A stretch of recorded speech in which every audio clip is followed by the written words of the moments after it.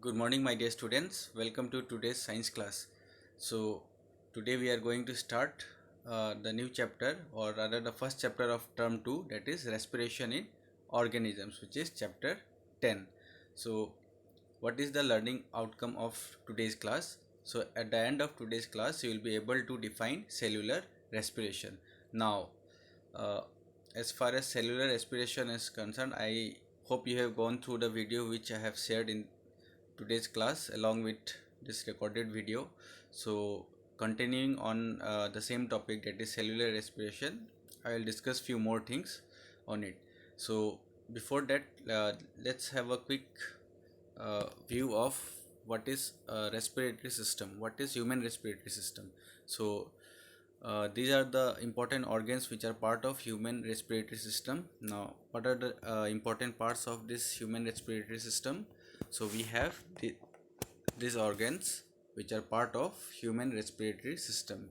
So the organs involved in human respiratory systems are right from nasal cavity. We start, then we have pharynx, trachea, lungs. It's very important. This is in fact the most important part of our respiratory system.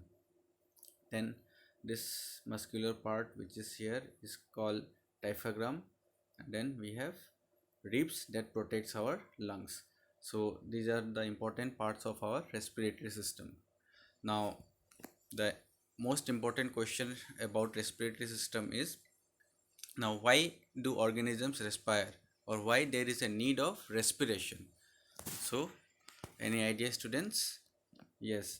So we eat food to get energy, and to get energy we have different processes involved. First of all, the process of digestion is involved.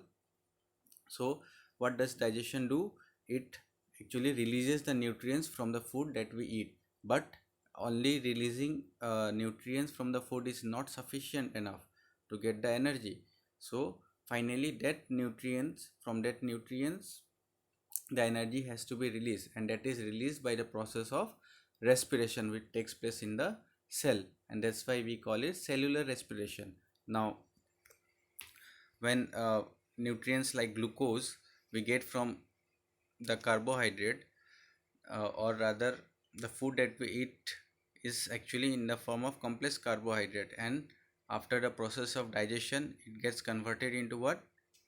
Simple carbohydrate, which is glucose. And from this glucose energy is released. We know that carbohydrate is what? Energy giving food.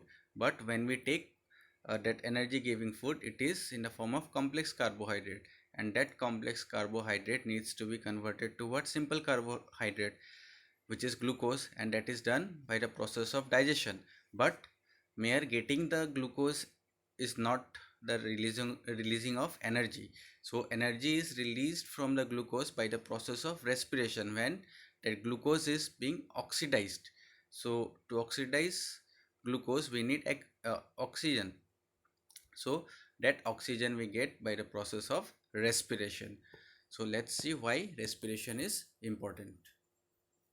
So why do we respire? All the living organisms are made up of small microscopic units called the cells. We all know our body is made up of what? Smaller units which are known as cells. So these cells have different functions to perform in these organisms, such as digestion, respiration, transportation and excretion. So these cells, they perform various metabolic processes such as digestion, respiration, transportation and excretion. And to keep these cells alive, the cells need what? Energy. And so this energy they get from what? From the oxidation of the food. So this oxidation happens with the presence of what? Oxygen.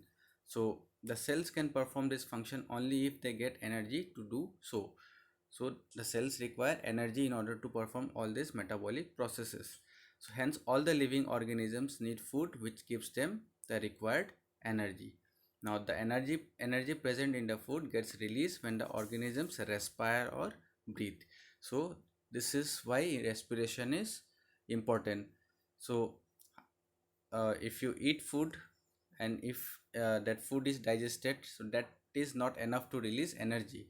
Ultimately the process of respiration is required in order to release the energy from that food, and therefore respiration is important to get the energy from the food. Okay, so this is our main topic for the day. What is cellular respiration? So as we have already discussed, the process of respiration is very important in order to release the energy, and this actually happens in within the cells. So we know that the cells perform various metabolic processes, and these cells require energy, and therefore the energy has to be released within the cells itself, and it is released by the process of what? Respiration. And when this respiration takes place within the cells, it is known as what? Cellular respiration. So what is cellular respiration? Cellular respiration can be defined as a process in which the food that we eat is broken down inside the cells, which results in the release of energy. So this is the key point here. Cellular respiration can be defined as the process in which the food that we eat is broken down inside the cells, which results in the release of energy.